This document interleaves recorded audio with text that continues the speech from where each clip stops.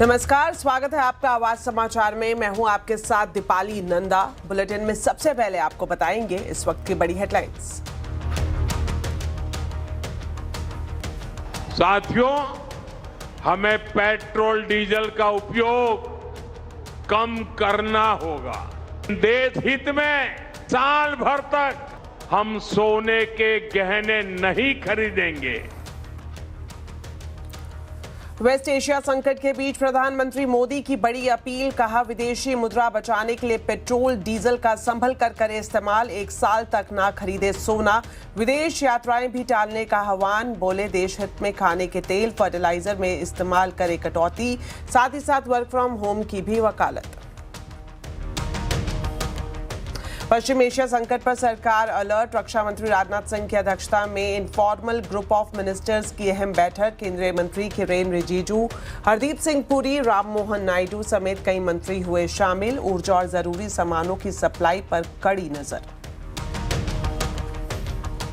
America Iran के बीच फिर बड़ी तनातनी। ट्रंप ने ईरान की शर्तों को किया नामंजूर। कहा, ईरान की शर्तें नहीं आई पसंद। ऐलान के बाद कच्चे तेल में उबाल। कच्चे तेल और रुपए की दोहरी मार। फिर उबला ब्रेंट क्रूड। भाव $105 के पार। रुपए में भी आई गिरावट। पश्चिम एशिया संकट, ब्रेंट में उबाल से बाजार में दबाव। सेंसेक्स निफ्टी गिरावट के साथ बंद। Mid cap small cap shares में बिकवाली। निफ्टी बैंक इंडेक्स करीब 1.5% गिरकर बंद। सोमनाथ अमृत महोत्सव में पीएम मोदी की शिव साधना। पहली बार कुंभाभिषेक में देश के लोगों को किया सावधान। कहा, अभी कुछ लोगों के लिए राष्ट्रीय गर्व से ज्यादा तुष्टीकरण अहम। संदेह के घेरे में नीट परीक्षा। राजस्थान में एसओजी ने शुरू की मामले की जांच। केरल के छात्र ने सीकर में अपने दोस्त को भेजा था गेस्ट पेपर। असली पेपर में 720 में से 600 अंक के सवाल हुए थे मैच। सुवेंदु अधिकारी के पीए हत्याकांड में 3 गिरफ्तारी। बिहार के बक्सर से 2, यूपी से 1 अरेस्ट। 3 आरोपियों में एक शार्प शूटर भी। तीनों आरोपियों को बंगाल ले गई एसटीएफ।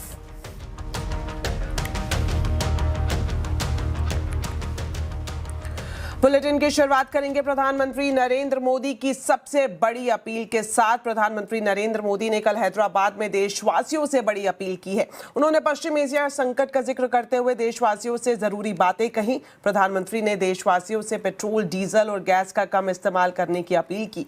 साथ ही पीएम ने work from home, online meeting, metro के इस्तेमाल को बढ़ावा देने की भी बात कही। इतना ही नहीं, उन्होंने विदेशी मुद्रा भंडार भी बचाने की अपील की। पीएम ने कहा कि गैर जरूरी विदेश यात्राओं, विदेशी छुट्टियों और विदेश में होने वाली शादियों से बचे और 1 साल तक सोना ना खरीदे। प्रधानमंत्री ने किसानों से भी फर्टिलाइजर के इस्तेमाल में 50% तक कमी लाने की अपील की है।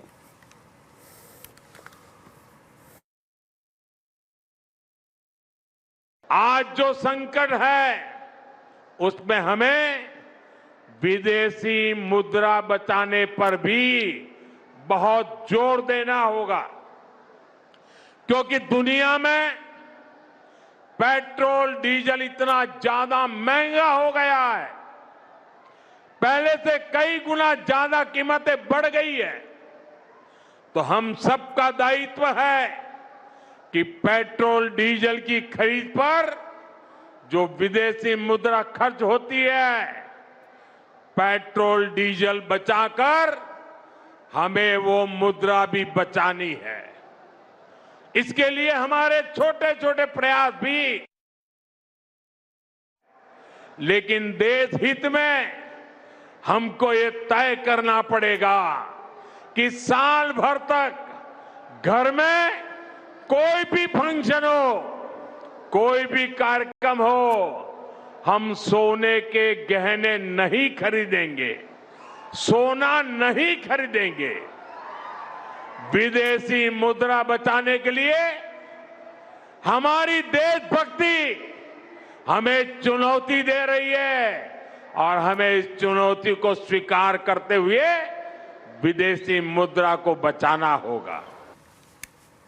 तो ईरान युद्ध और पश्चिम एशिया में बढ़ते तनाव के बीच प्रधानमंत्री नरेंद्र मोदी की अपील ने बड़े आर्थिक कदमों की अटकलें तेज कर दी हैं। पीएम ने लोगों से पेट्रोल डीजल का इस्तेमाल कम करने, 1 साल तक सोना ना खरीदने और गैर जरूरी विदेशी यात्रा से बचने की अपील की है। अब इसे पेट्रोल डीजल की कीमतों में इजाफा, गोल्ड इंपोर्ट ड्यूटी में इजाफा या फिर विदेशी पैसे भेजने के नियम सख्त होने के संकेत के तौर पर देखा जा रहा है। पूरी खबर जान लेते हैं, हमारे वरिष्ठ सहयोगी लक्ष्मण रॉय हमारे साथ लाइव जुड़ गए हैं। तो लक्ष्मण जी, आपसे जानना चाहेंगे कि जो बड़ी अपील प्रधानमंत्री नरेंद्र मोदी की तरफ से की गई है, किस तरह के आर्थिक संकेत इससे मिल रहे हैं? क्या कुछ कदम सरकार की तरफ से उठाए जा सकते हैं? देखिए, मुझे लगता है कि प्रधानमंत्री ने ये जो अपील की है वैसे तो वॉलंटरी है, यानी स्वैच्छिक, आप चाहें तो उसे माने ना माने, लेकिन जो संकेत मिल रहे हैं उसके मुताबिक इन अपीलों को अमल करने के लिए सरकार जरूरी ऐलान कर सकती है ताकि इन अपीलों पर अमल हो। मिसाल के तौर पर प्रधानमंत्री मोदी ने कहा है कि पेट्रोल डीजल का खर्च कम करें, उसका ज्यादा इस्तेमाल ना करें। तो ऐसी सूरत है बहुत हद तक संभावना है कि पेट्रोल डीजल की कीमतें आपको बढ़ती हुई दिखे। वैसे भी बता दूं कि हर दिन करीब 1000 करोड़ रुपए का नुकसान हो रहा है पेट्रोल डीजल बेचने से ऑयल मार्केटिंग कंपनियों का।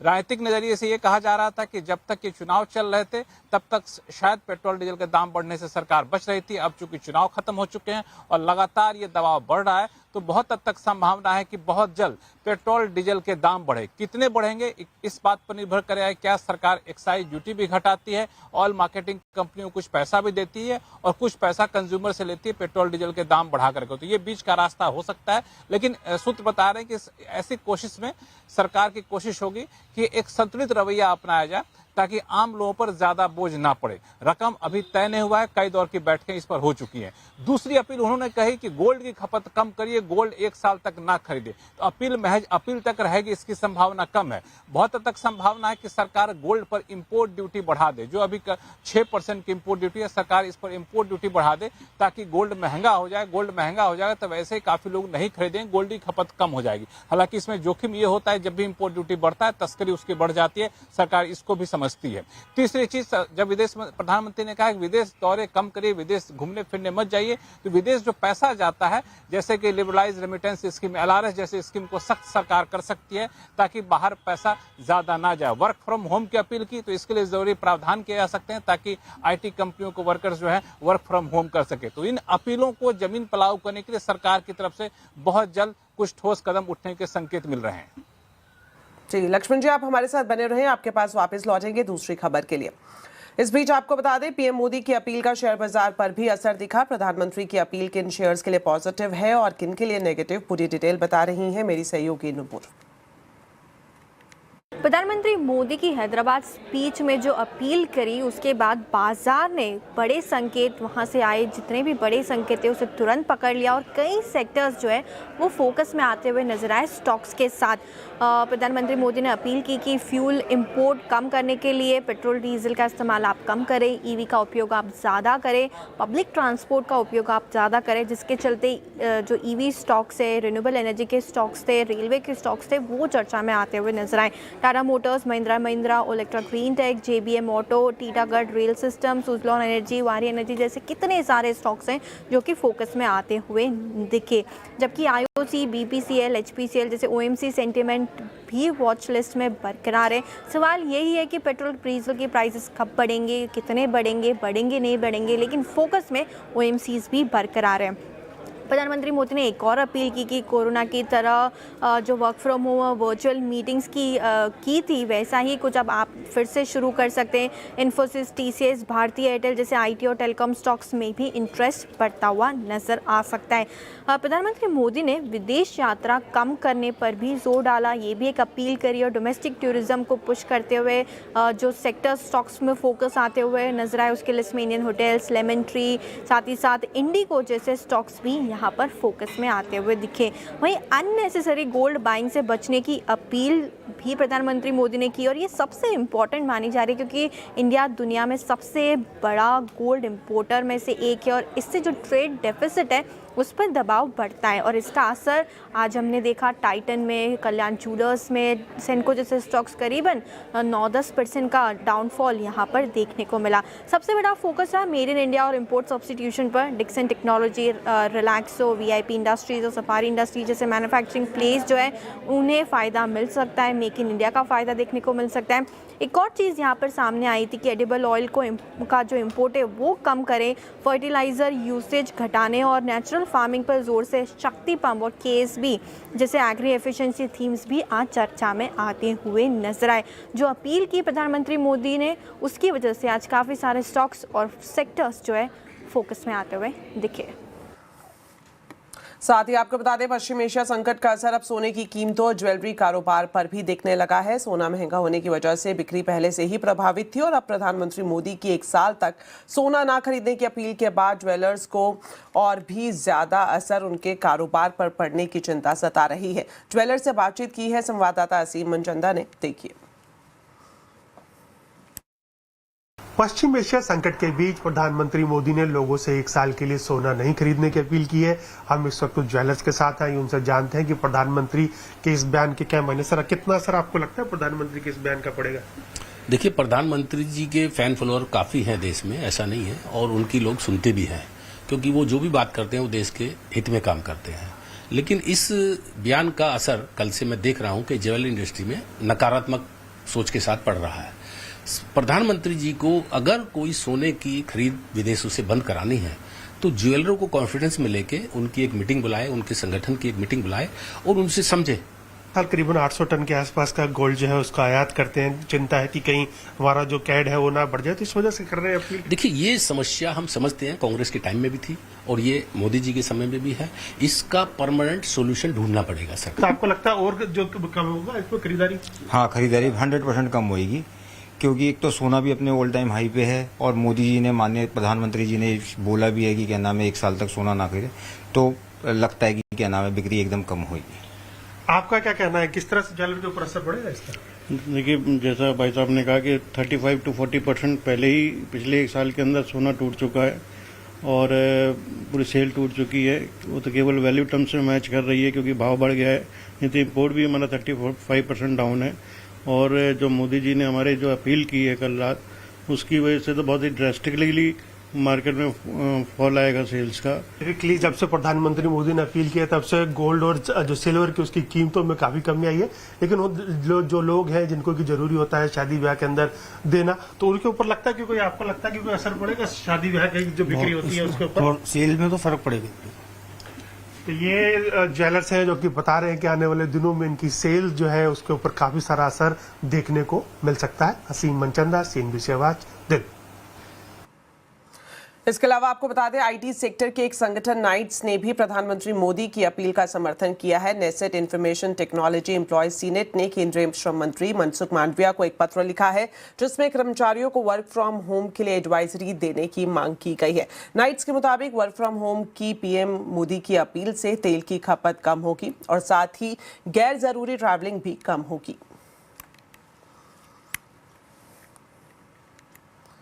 एक और बड़ी खबर आपको बता दें, पश्चिम एशिया में बढ़ते तनाव और युद्ध जैसे हालात के बीच भारत सरकार पूरी तरह से सतर्क नजर आ रही है। रक्षा मंत्री राजनाथ सिंह ने कहा कि सरकार लगातार ऊर्जा सप्लाई और जरूरी सामानों की उपलब्धता पर नजर बनाए हुए है। मंत्रियों के समूह की 5वीं बैठक में हालात की समीक्षा की गई और साथ ही सप्लाई चेन में किसी तरह की रुकावट न आए, इसके लिए पूरी स्ट्रैटेजी भी तैयार की गई है। जानकारी ले लेते हैं, हमारे वरिष्ठ सहयोगी लक्ष्मण रॉय हमारे साथ लाइव जुड़े हुए हैं। तो लक्ष्मण जी, आज ये जो खास बैठक हुई है, क्या कुछ इस बैठक में बातचीत की गई है, क्या कुछ फैसले लिए गए हैं, बताएं। देखिए, जब से ये पूरा ईरान वॉर शुरू हुआ, ईरान युद्ध शुरू हुआ है, तब से लगातार 5वीं बैठक है जो राजनाथ सिंह ने की है। इस बैठक में सभी संबंधित मंत्रालय के मंत्री अधिकारी इसमें शामिल थे और हालात की समीक्षा की गई। समीक्षा की 2 पहलुओं पर की गई।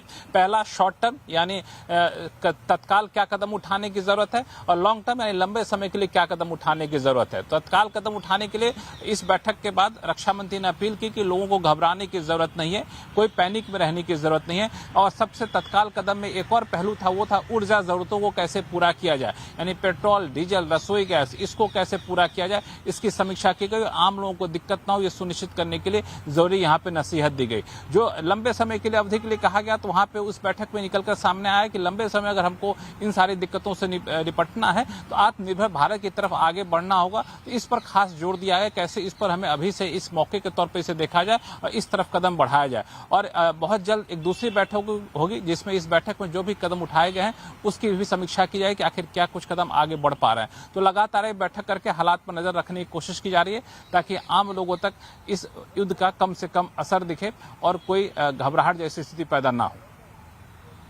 बहुत बहुत शुक्रिया लक्ष्मण जी दोनों खबरों पर जानकारी देने के लिए।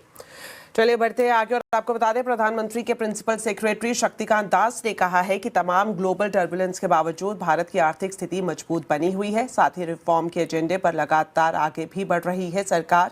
और साथ ही साथ CII एनुअल बिजनेस समिट में शक्तिकांत दास ने यह भी कहा कि मौजूदा एनर्जी संकट से निपटने के लिए सरकार की पूरी तैयारी है।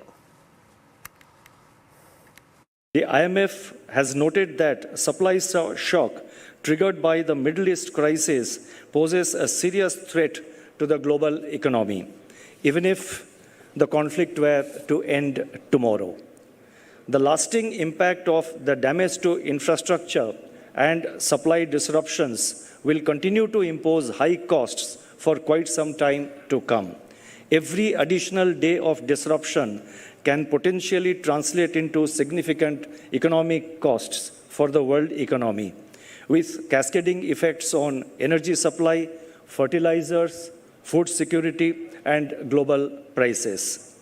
Amidst such unsettled and turbulent global backdrop, India stands out as a clear outlier of resilience and renewal.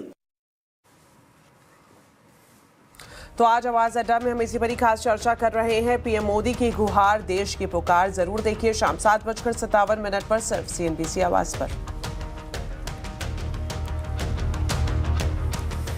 प्रधानमंत्री नरेंद्र मोदी की अपील पर कांग्रेस नेता और लोकसभा में विपक्ष के नेता राहुल गांधी ने कड़ी प्रतिक्रिया दी है। राहुल गांधी ने सोशल मीडिया प्लेटफॉर्म X पर पोस्ट लिखा है जिसमें उन्होंने कहा कि मोदी जी ने कल जनता से त्याग मांगे।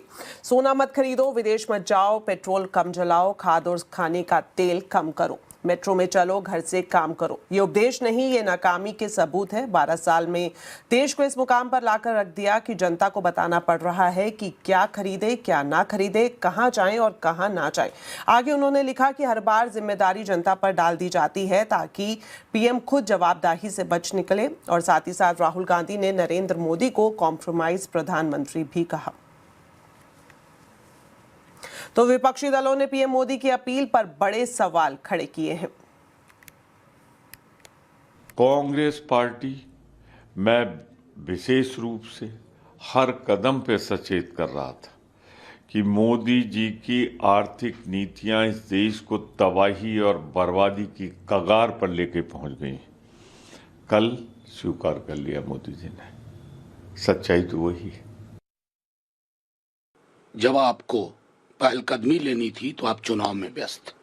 माफ कीजिएगा, हकीकत कभी कभी आईना दिखाना बेहद आवश्यक। यह आज की परिस्थिति नहीं है। 2.5 महीने पश्चात जब आप चुनाव से निवृत्त हो गए, हजारों करोड़ फूंक दिए गए चुनाव में। किसने फूके, क्या फूके, इस पर बात अलग से करूंगा, और कैसे फूके गए। तो ये पर उपदेश कुशल बहुतेरे देश करेगा। कोविड में भी किया देश ने, लेकिन आपकी जो जिम्मेवारी थी आप उससे पुनः चुके कोविड की तरह। प्रधानमंत्री जी आपसे शुरुआत कीजिए ना।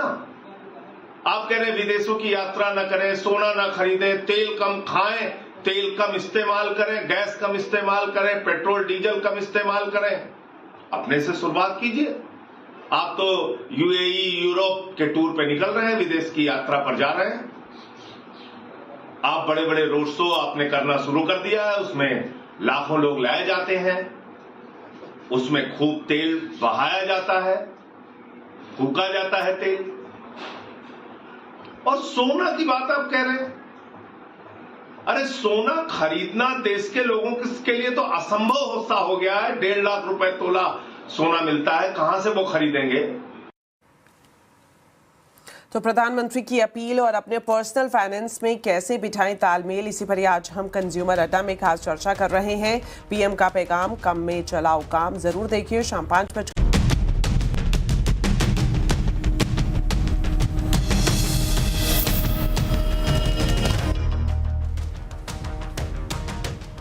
ब्रेक के बाद आपका एक बार फिर से स्वागत है।